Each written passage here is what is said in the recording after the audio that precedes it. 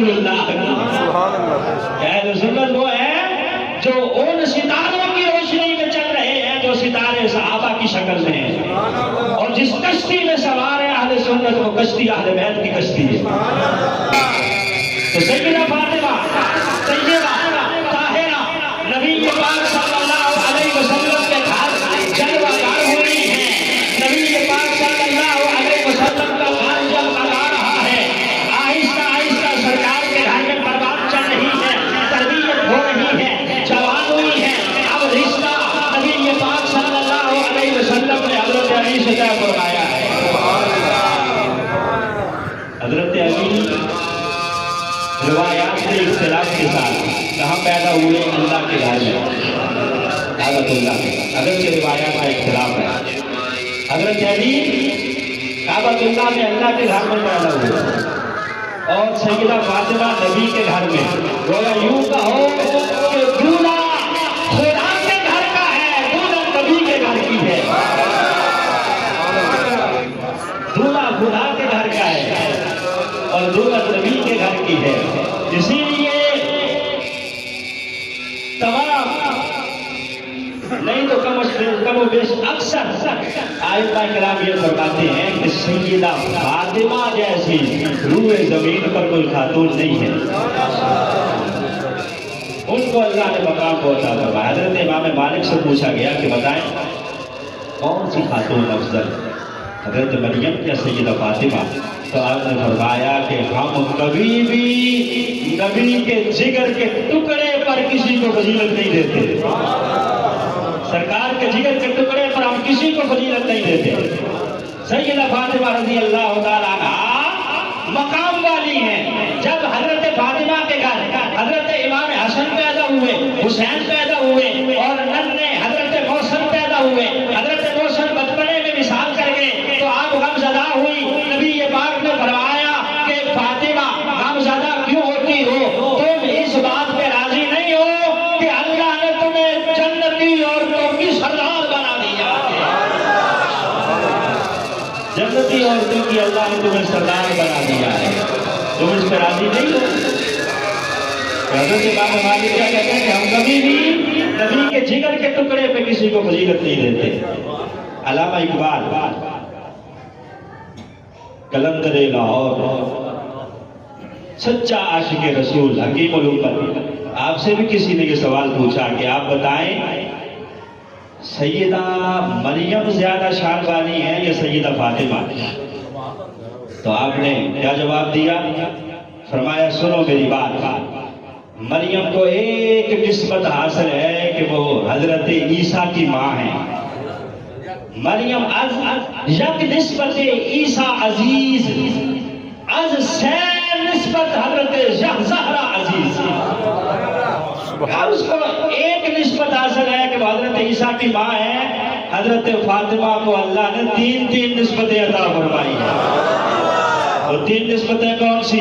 آپ فرماتے ہیں نور چشم رحمت للعالمین, نور چشم رحمت للعالمین کے پڑھو نور چشم رحمت للعالمین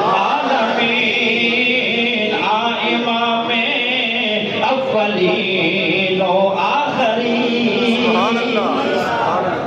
پہلی نسبت یہ کہ آپ آنکھوں کا نور ہیں تو نبی پاک کا, اور نبی پاک کون ہے؟ پہلوں کے بھی امام ہیں, بعد والوں کے بھی امام ہیں.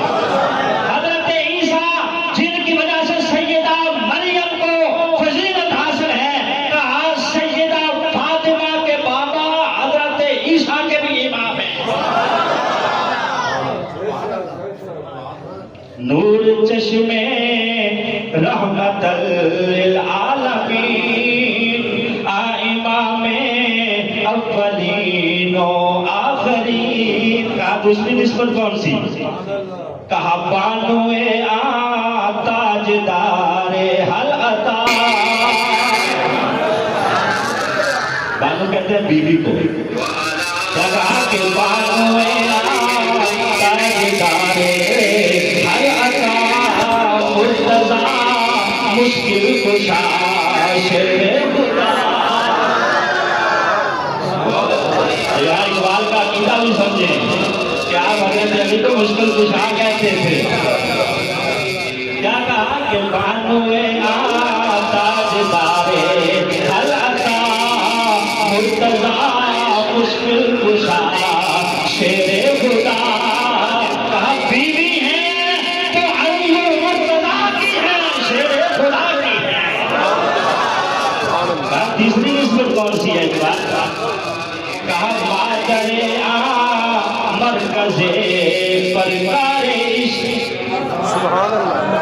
پرکار آپ نے دیکھی ہے؟ پرکار وہ جیومیٹری بچے جو پڑھتے ہیں، اس کے اندر ایک آلہ ہوتا ہے، وہ 2 ٹانگوں والی پرکار ہوتی ہے. ایک اس کا جو سرا ہوتا ہے وہ درمیان میں رکھ کے، جو دوسرا سرا ہے وہ گھومتا ہے تو دائرہ بنتا ہے.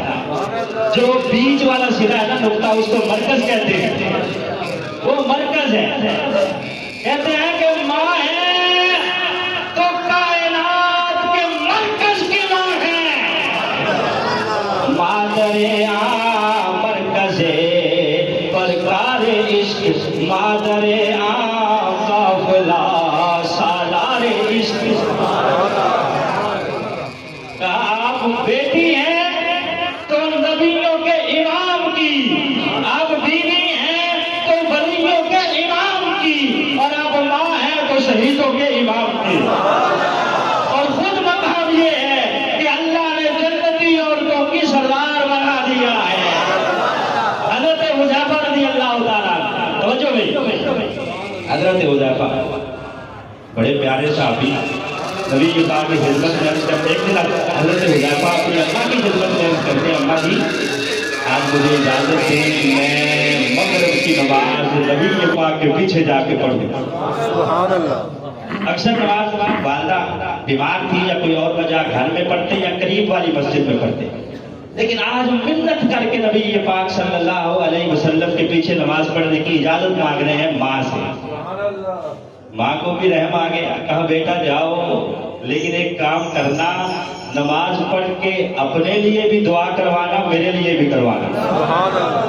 پھر اجازت دوں گی.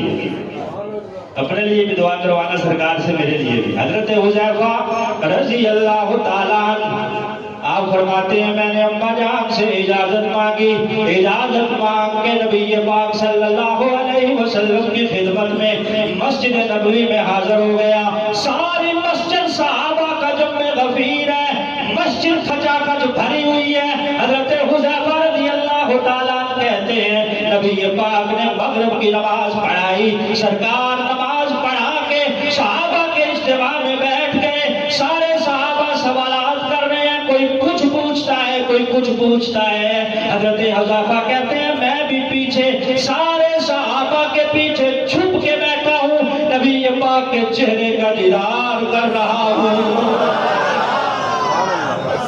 مغرب کے بعد کہتے ہیں کہ میں سرکار کے چہرے کا دیدار کر رہا ہوں، بیٹھا ہوں، نبی پاک صلی اللہ علیہ وسلم کی طرف دیکھ رہا ہوں اور سوچ رہا ہوں پتہ نہیں میری باری آئے گی کہ نہیں آئے گی. ماں نے بھیجا ہے کہ دعا کروانی ہے. کہتے ہیں خیر ٹائم تھوڑا تھا، عشاء کا وقت ہو گیا. سرکار نے نماز عشاء پڑھائی. نماز عشاء پڑھا کے اب نبی پاک صلی اللہ علیہ وسلم مسجد سے نکلے، آہستہ آہستہ گھر کی طرف روانہ. حضرت حذیفہ کہتے ہیں میں بھی پیچھے پیچھے چلی. سرکار آگے ہیں، میں پیچھے ہوں. نبی کے پاک نے میرے قدموں کی آواز سنی تو کہا حذیفہ تو دیکھا نہیں ہے پیچھے.